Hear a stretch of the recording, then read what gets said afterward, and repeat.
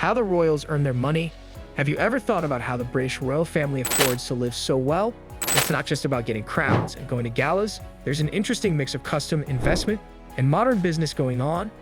Come with us as we explore the fascinating world of royal money and find out how they got so rich. What does the royals do to make money? Stay tuned to find out. The Queen has sizable net worth before her passing, despite popular belief. Queen Elizabeth II had a substantial net worth on September 8, 2022, the day she went away. For years, people have been wondering how the royal family gets money. They are frequently inspired by events such as the announcement of Prince Harry and Meghan Markle's official departure from the firm. Additionally, in The Crown Season 3, Episode 4, Tobias Menzies' Prince Philip speaks with NBC's Meet the Press. He talks about the Queen's lack of a pay raise for nearly 18 years and the royal family's alleged financial difficulties in the interview, which was conducted in November 1969, 2 years after his mother, Princess Alice, moved into Buckingham Palace. The host of the actual show, Lawrence Spivak, said Philip, it goes on to detail the very high cost that the royal family must sustain on an allowance of $1,100,000 a year, citing a London news source. Is it making things uncomfortable? Prince Philip answered very before passing away on April 9, 2021. We go into the red next year. When asked if they had to close any of their properties, Philip answered, not in whole. We've ceased operations. For example, the Queen had to sell a modest yacht she owned. Additionally, I should probably have to quit playing polo shortly. Philip's comments at the time incited animosity among the British public, who did not agree with his assessment that selling a yacht qualifies as financial hardship. The last time the royal family's salaries made headlines was in November 2019, when rumors circulated that Prince Andrew, the second youngest son of Queen Elizabeth, would forgo his yearly salary of about $300,000 after withdrawing from public life for the foreseeable future due to scandal. What are the incomes of the royal family? How do they get paid? And where does the money come from then? What was the Queen's pre-death net worth? And what is Meghan and Harry's current income stream? This is what we know, including the cost to the typical English taxpayer of these money. The answer is nuanced, as with most things pertaining to the royal family. The royal family receives compensation from both governmental and private sources in addition to their net worths via inheritance, large real estate holdings, and other assets.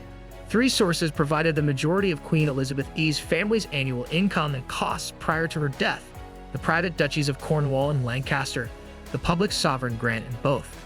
Since 2012, the sovereign grant, an annual lump payment controlled by the government, has covered both the monarch's formal obligations and the upkeep of the occupied palaces. As per the official website of the British monarchy, a portion of the revenues from the Crown Estate revenue is utilized to fund the sovereign grant. As CNN Money notes, the Crown Estate is essentially a collection of UK properties and farms that generate hundreds of millions of pounds each year. George originally gave over control of these properties in 1760 to be overseen by the Treasury going forward. Although the current monarch is the legal owner of the Crown Estate, as their website makes clear, it is not the private property of the monarch. It cannot be sold by the monarch, nor do revenues from it belong to the monarch. The board of an autonomous organization currently has oversight over it. The entire sovereign grant amount for the 2018 to 2019 fiscal year was £82.2 billion, or approximately $106 million in US dollars. But neither the Queen nor her family was making that much money. £32.9 million went for resurfacing of Buckingham Palace, which also paid for the royal family's salaries, other staff expenses, travel expenses associated with their duties, and the simple maintenance of the palace. The civil list and 3 grants and aid for communications, travel, and palace upkeep were superseded by the sovereign grant. The civil list, which was eliminated in 2012, was an annual sum that the government gave to the Queen to support her responsibilities as head of state and head of the Commonwealth.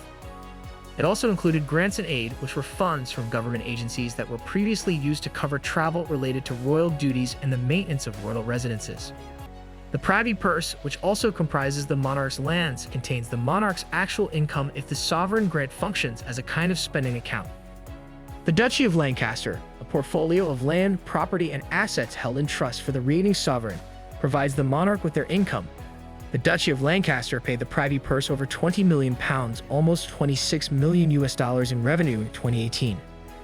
Elizabeth used some of this money to pay her children Prince Andrew, Prince Edward, and Princess Anna's salary for their itinerary of royal engagements around the globe, in addition to the monarch using the remainder to cover extra expenses. It was unclear at first if Prince Andrew was still getting money from his mother, the Queen, when he left his official position in 2019.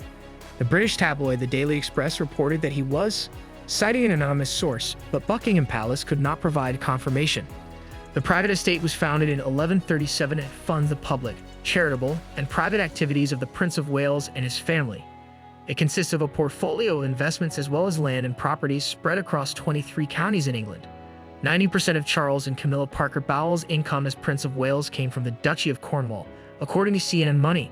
He used the excess wealth from the Duchy of Cornwall to pay Prince William and Kate Middleton, and earlier Prince Harry and Meghan Markle.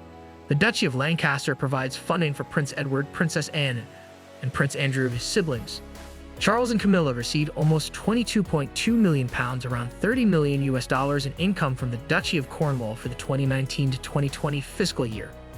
It also got nearly £2 million in funds from the Sovereign Grant, which was designated to support their official royal activities. The majority of staff and official and charitable work, including the official offices of the Duke and Duchess of Cambridge and the Duke and Duchess of Sussex activity, are paid for from His Royal Highness's private income from the Duchy of Cornwall, the evaluation adds.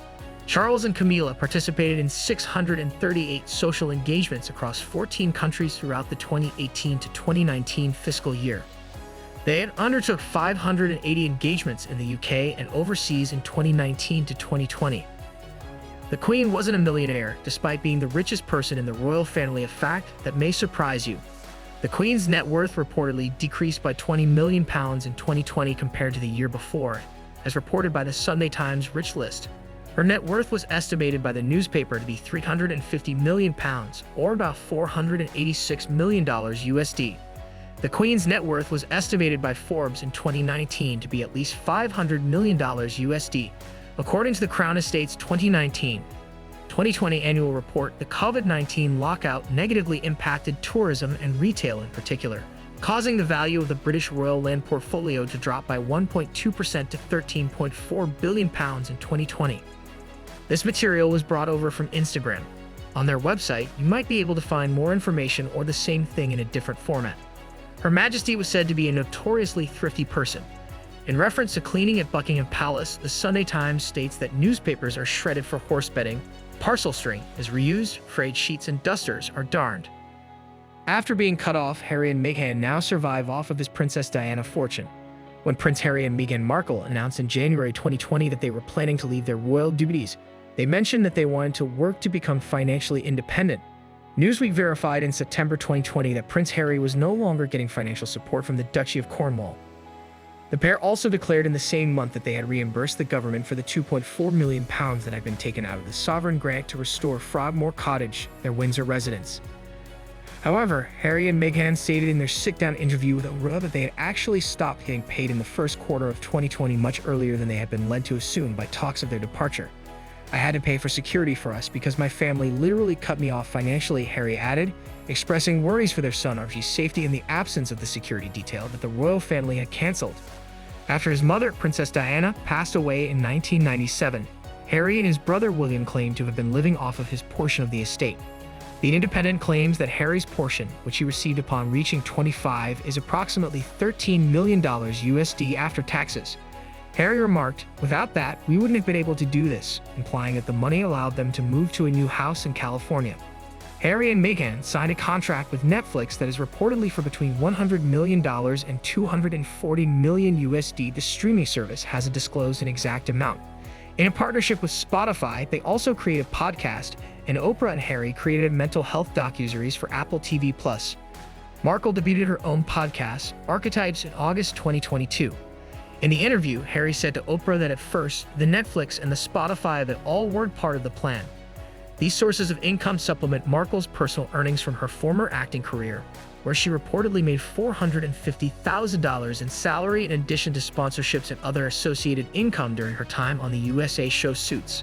Although it's an estimate, a Forbes article from February 2020 pegged Harry and Meghan's net worth at roughly $10 million. The king has possessions. Elizabeth also inherited Sandringham and Balmoral estates from her father, and she'd had a lovely state collection in addition to her personal investing fund before she passed away.